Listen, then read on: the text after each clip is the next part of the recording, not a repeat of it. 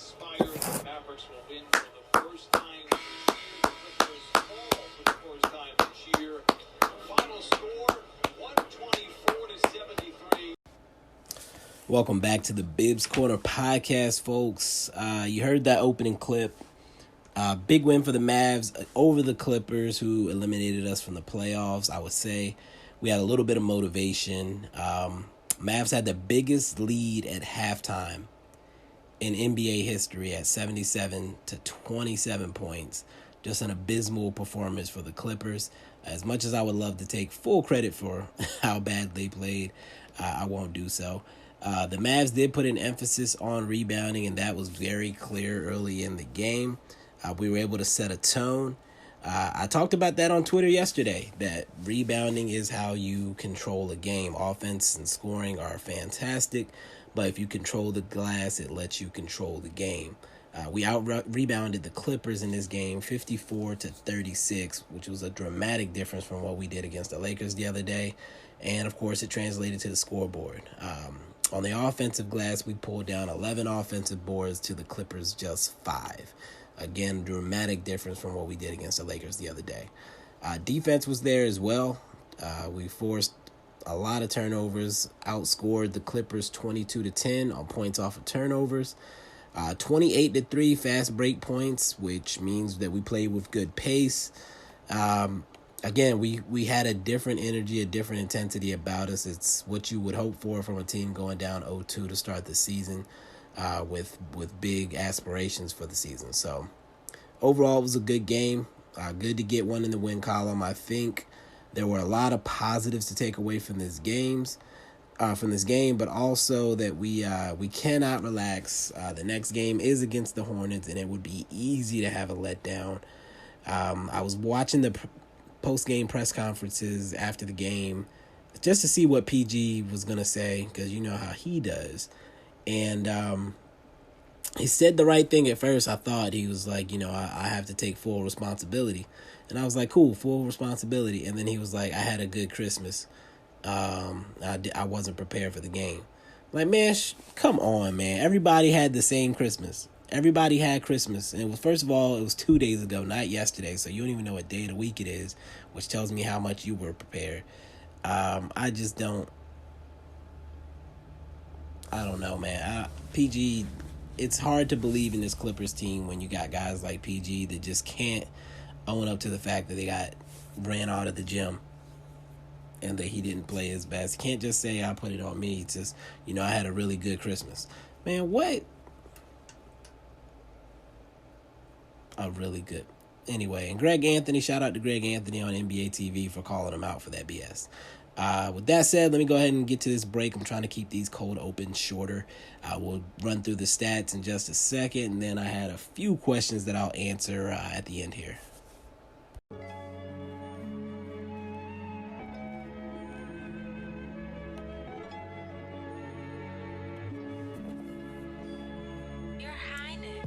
Okay, welcome back, folks. It is your host, as always, Mike Bibbins, on Twitter at Bibbs Corner.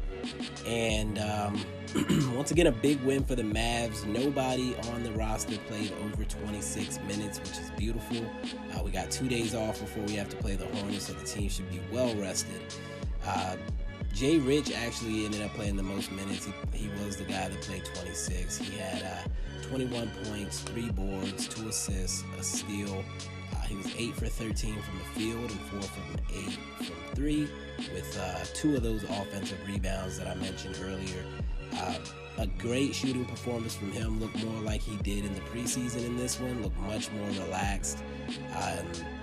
Being able to be loose and play his game, which is what we want to see from him. Hopefully it carries over, seeing him settle down like this. And again, the offense just had a completely new bounce to it than it had in those first couple of games. So hopefully that carries over. Speaking of which, Luka played 25 minutes. He had 24 points, 9 boards, 8 assists, and a steal. Ho-hum, right? And 8 for 18 from the field. He was 0 for 5 from 3, which is tough. 2 turnovers, though, just 2 turnovers. 8 for 9 from the line. He seems to be really focusing at the line. I was paying attention to his free throws. Free throw shooting is 90% probably mental. And it appears that at the line he's taking the time to relax, take a deep breath, and go through his routine and take his time on the release. Previously, he was just throwing those things up there. But now it appears he is taking his time and focusing and capitalizing on those free throws, which is huge for him and for the team. So if he's knocking down those free throws, it's going to be much harder for teams to keep putting them on the line. So big game from Luka. Glad to see him perform that well and then get to rest also. THJ was the next leading person in minutes, played 23. He had 18 points, 5 boards, 2 assists, 2 steals, 7 for 14 from the field. He was also 4 from 8 from 3. And, that's a pretty good line shooting, 50% from the field and 50% from 3. It feels like 90% of THJ's misses are shots he shouldn't have taken, though. Maybe that's just me. Maybe y'all agree, but it just feels like every missed shot of his is a shot that you knew he was going to take when he probably didn't need to, or just an otherwise bad shot. So, regardless of the line, I'm still annoyed when I watch THJ a lot of the time. It is what it is. DFS was the 4th starter. He played 18 minutes. He was a bit more quiet than his colleagues. 8 points, 1 board, 1 assist. 2 for 4 from 3. Again, good to see his shots fall tonight. And again, only 18 minutes. Didn't have to play a lot. Dwight Powell also played 18 minutes. Got off to a pretty good start. Finished the game with 4 points, 4 boards, and a steal. He had one of the offensive rebounds that we had. And he got a dunk off a lob early in the game as well. So, again, Powell did what Powell does. He was out there running around. And but good to see him grab four boards in his 18 minutes. More on that in a second. Off the bench, James Johnson actually led the bench in minutes and played a lot of point guard, which I believe I saw a few people mention was a good thing to see from him, and maybe something that we should implement full time with him being like a reserve point type player off the bench. He had 5 points, 8 boards, 3 assists, and 2 steals. Just 1 for 6 from the field, and that one was a 3-pointer, which he was 1 for 3 from 3. And he had 2 of our offensive rebounds himself. Again, 20 minutes means he played the 4th most minutes of anybody on the team, which was interesting to see. Now, this next one is where we start to have a little bit of a discussion. So, for the first time this season, Willie Cauley-Stein played the same amount of minutes as Dwight Powell. I believe there might have been like a 5-second difference or something like that. I think Powell was maybe 17:56 and Cauley-Stein was like 18:01. Regardless, Cauley-Stein in his 18 minutes put up 9 points, 6 boards, 2 assists, and a block. He was 3 for 5 from the field. He missed his 1 3-point attempt, and he was 3 for 3 from the line with 4 offensive rebounds. He had a couple of dunks, one on a lob as well. And he had a pull-up mid-range jumper when he faked the handoff and turned around and nobody was there, and he knocked it down. I think Willie Cauley-Stein, this game goes a long way towards those of us who are arguing that he needs to be starting over Powell. It's not the same argument as the Maxey starting situation. I do agree that Maxey is probably the most dependable big we have on the roster with KP out, but it is not necessary for him to start with Luka. I prefer him off the bench. I am team max power. I want Willie Cauley-Stein with the starters because he gives you a higher ceiling of production from that spot, and he causes more resistance in the paint. You can see guys turn around when they approach him in the paint a lot of the time. He did fall asleep on one play where Zubac beat him up the court and got an easy layup. But otherwise, he erases things, and he's able to switch out on the guards and wings pretty effectively and force them into jump shots, which I also like to see. Like, they're not going to try to take him off the dribble as much because he does have the agility to get back and contest with them. So Again, Willie Cauley-Stein, this game goes a long way towards the argument that he should be starting over Powell. He looked a lot more comfortable with the offense in this game. Was rolling. There was a couple plays where he rolled and was wide open, and I guess guys weren't used to somebody getting that open or whatever, not used to playing with him. There was one where Luka had him early, and he saw it, but he threw the pass late, and I don't know if it got tipped out of bounds or Willie lost it out of bounds because the defense had recovered by then. But you could see in Luka's eyes, in Luka's reaction, that he knew he should have thrown that ball earlier, and if he gets more time to get more comfortable with Willie, that's a dunk next time. So, again, the ceiling is much higher with Willie Cauley-Stein than it is with Powell. If he starts to settle in and it looks like he knows where to be on offense and defense, then I can imagine that is where we would go long term. What does that mean for the KP situation? We don't know. I'm not going to pretend to know what Rick's going to do when KP gets back. Or if KP is going to be, resting on the first or second night of back-to-backs, et cetera, and so forth. But again, Willie Cauley-Stein is better than Dwight Powell. That is not debatable. And let's move forward. Trey Burke, 17 and a half minutes off the bench, 5 points, 2 boards, an assist, and a steal. He was 2 for 3 from the field and 1 of 2 from 3. Pretty steady from Trey Burke as well. I appreciate that Rick is doing more to stagger him and Jalen Brunson, which again is something I saw somebody mention on the timeline as well. Those two together did seem to be problematic, and so now staggering them, letting Burke play some backup point, and then playing him with Johnson, where Johnson will play the point and he could play off, seems to be working for both of them. Maxey, 5 points, 5 boards, an assist and a block. 1 for 2 from the field. Both of those shots were 3-pointers. Not aggressive hunting his shot, but that's fine. He did put Lou Williams on the wall for his first block of the season, if I'm not mistaken, as well. Speaking of Jalen Brunson from earlier, he only ended up playing 13 minutes or 13 and a half, 13:20, I believe was the exact number of minutes for him.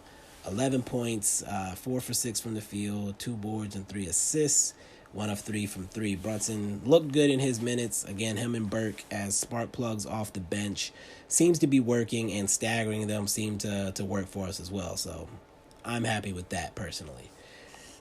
Then we move to Josh Green, who did play some real minutes in the first half and then played in the garbage minutes as well.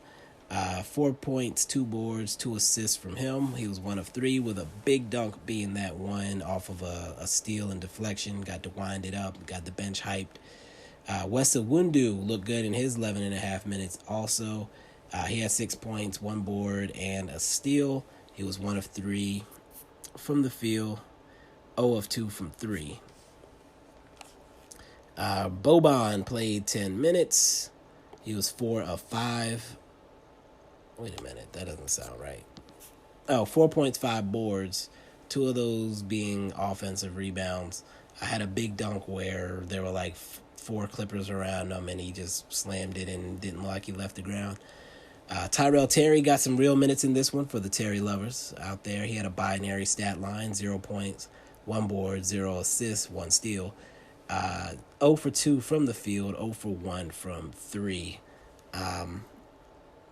Again, glad to see him get a lather out there, and of course you want to see him be more aggressive, but I guess he was trying to play within the system. We'll take another quick break just so I can gather my breath and take a sip of the agua, and then we'll get into player of the game, tweet of the night, some questions that were sent in. I think there were 4 or so that I'm going to answer, and then my parting thoughts.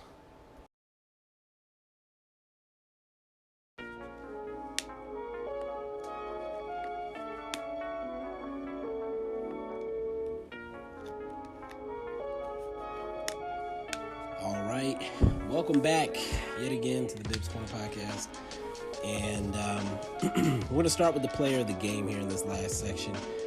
Josh Richardson is going to get the coveted Bibbs Corner Player of the Game. Easily could go to Luka almost every game, so I'm saving it for his extraordinary performances. Richardson tonight, though, 21 points. The shot was falling. Again, it's the type of game we want to see from him more. He and Luka actually had 13 each in the first quarter, or over 13, and it's the first time Mavs teammates have done that in over 20 years. So obviously that's a good omen, and can't wait to see those two with KP on the court as well. Tweet of the night goes to Ultralight Beam, and that's BEHM. He said the Clippers are about to land Trevor Lawrence, because that's how bad they looked out there tonight. No hesitation, we're going to go straight to the questions from there. First question comes from Mavs Evan number 2. With the zone buster play, how do you feel, I guess, teams will begin to counter it defensively? So I guess it was part of our new motion that we have in our offense, the zone buster. I think as long as you have a guy like Luka with any type of set, any type of plays you're going to run, he's going to be able to read. Almost everything is a read option when it comes to Luka. So he's going to be able to read how defenses react and exploit any anticipation or counters that teams can throw at us. So, and Rick Carlisle, again, is a maestro, so he's going to be paying attention to that as well. MFFL 7741 said, what was the biggest difference in our play today versus the last 2 games? He said our energy just looked different today, in my opinion. Yes, I think that there was a hard conversation had about the lack of effort and the fact that we were basically just out-hustled by the Lakers in the last game. They destroyed us on the boards, and it translated to 35 second chance points. And you just can't allow that. So I'm sure they got a good chewing out, and we're basically told, if I don't see you hustling, if I don't see you doing the little things to box out and attack the glass, you will be pulled from this game. Fortunately, it never became a thing because we were dominating from the beginning. And the offense had a good flow to it. We were aggressive offensively early. The offense never got into a point where it looked stagnant. So I think that it would be easy to get too high on the team based on what we did, and that because of how quickly this game got out of control, we probably shouldn't do that. I would love to see us do it again against a team like the Hornets, who has no business hanging with us at all. So again, I want to see it against the Hornets before I start overreacting to anything, and especially when you go down 0 games to 2 losses, 0 wins, 2 losses, and you have a big game against a team that put you out of the playoffs. You would hope that your team will come out with a sense of urgency, and they did. Now, how much of that carries over to the next game is yet to be seen. Frankie B_89 said, we need to discuss Luka's 3-point shooting. Is it just a bad stretch, a mental thing, or mechanics? The free throw shooting looks to be mental because he looks focused at the line. You watch his breathing and routine. And I already touched on the free throw shooting, and I think I responded on Twitter to Frankie that I literally had just written about Luka at the free throw line, which I had. So yes, Luka definitely appears to be locked in at the free throw line and focused, and he has a good routine. And like you said, taking that deep breath before he shoots to relax himself, because the free throw line, you're there. It's you, the ball, and the hoop. If you miss, it's on you 100%. So just take your time, focus. They're not going to take the ball away from you, and nobody can come and defend you. So no excuse for missing free throws. Glad to see that appears to be corrected so far. As far as the 3-point shooting, again, 3-point shooting is something I personally do not hold Luka accountable for. I don't believe that I'm not going to say ever, but I don't think expecting him to be a great 3-point shooter is something that we should be doing right now. He's going to take threes. He's going to make some, but he's going to be streaky right now. He has way too much going on with his motion and his shot. When he gets in the lane, he can do little banks off the glass and floaters and stuff like that, but way too much going on with his shot for his 3-point shot to be consistent right now. It's going to be hit or miss with the threes. I think his shot motion needs to be tightened up. It needs to be something that I don't know if he needs to get in the lab with a shooting coach and just work on quickening his release and his shortening his motion, because he has way too much wind up in his shot, and it feels like it takes an hour for him to shoot a three half the time. So until that has tightened up, we're not going to know. And I just looked away because confirmed it is 7 o'clock and the Hornets game is blacked out, so I can't watch the Hornets and Nets. Fantastic. Maybe I don't need the distraction. We'll say that. I do have NBA TV, so I might watch another game. Ha ha ha. Anyway, not NBA TV, League Pass. Marcos got his question in late, but I'm allowing it because he is a frequent contributor. So Marcos Levy said, thoughts about the change in Carlisle's rotation and if Iwundu or Green deserve minutes. So Iwundu or Green are going to get minutes off the bench most likely. I think that he has to play Brunson and Burke, so that, and the fact that he's staggering them now has hurt Green and Iwundu's chances to see the court. But as long as we play teams that have size and length, there's a good chance that those two guys are going to see the court at one point or another. So I'm not worried about them getting big minutes. I don't think they're going to get big minutes. I just think they're going to get spot minutes. Richardson gets into foul trouble, stuff like that. So, or if Burke or Brunson are having a really rough night, then that's when you'll see those guys come out. And with that, I'll transition into my parting thought of the day. Yes, it's good to see the Mavs get one in the win column, to get our record to 1-2, to beat the Clippers, even though Kawhi and Morris didn't play. But I urge all Mavs fans not to get too high or too low. I said it after the first couple of games. We're not in trouble. We're not suddenly not a playoff team or anything like that. As much as we complain, or as much as I complain about Dwight Powell getting starter minutes and not getting a chance to see Willie Cauley-Stein, that's not to say that the Mavs are going to suddenly drop out of the playoffs because of that. That's just a fan saying this player is better than this player, and I want to see this player more. The Mavs are going to be okay. We don't know what this team looks like yet because they're still figuring each other out, just like a lot of teams around the NBA. If you're watching the league right now, a lot of teams are still figuring each other out. A lot of players have played like 2 weeks with the guys that they're on the team with now.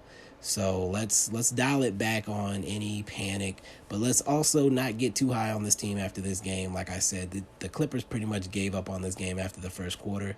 I think the NBA TV crew pointed out they didn't just lose this game and set a record for worst halftime deficit. They lost the second half too, because it was a 50-point lead at halftime and we ended up winning by 51. So they lost the second half too. They didn't come out on a mission to at least try to rectify and win the second half. They came out with a hot start, but as soon as we responded, they folded again. Our lead got as high as 57 at one point in the game. So again, don't get too low when we lose, but also don't get too high off of one win. We got a game against Charlotte. That should be a W. If we can win by 20 points, I'll feel good about it. But I'll take any type of W right now. So Charlotte's next, and then we got the Heat on January 1st. So two good games against Eastern Conference foes. The Hornets are without Zeller right now. They got Biyombo though, and we know he can be a menace on the glass. So it's going to be interesting to see how we react to that and his physicality and whatnot. So anyway, again, the Hornets should not be a threat. With that said, so I will catch you guys on, what is it? Is it Wednesday? Yeah, I'll catch you guys on Wednesday after the Hornets game. If I can watch it. Jesus. I'll figure it out. Until then, peace.